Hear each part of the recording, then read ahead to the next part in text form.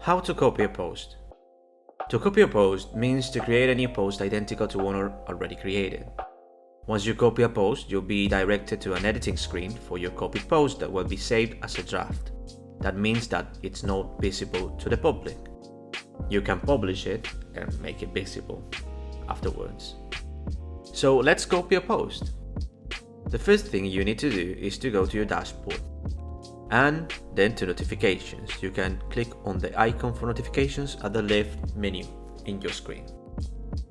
Then look for the post you want to copy. Here in my feed, I want to copy this one. Because copying a post just for the sake of copying it doesn't make much sense, but copying posts as templates can be really useful. For example, let's say that this is a sample post, by the way. Let's say I want to make another launch. Another version is already done and ready to launch, so I'm gonna copy this one to say that the new version 4.0 is out. To copy a post, just click on the copy link at the top right corner of your post and then accept. And now we are in an editing screen.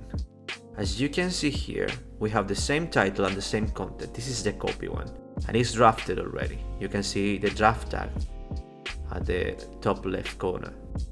So we can change the content and change the title, but we already have something to work with. I'm just gonna, as an example, I'm just gonna change the number to 4.0, just as an example. Then we can leave it as a draft, or we can save and publish. Let's save and publish. I'm gonna click here and I'm gonna accept. If we go back to our feed, you can see that our new post is here, already published because I set it up to publish, but you can draft it. But our old post or copied post is here also published. So we copy the post. That's it. Thanks for watching.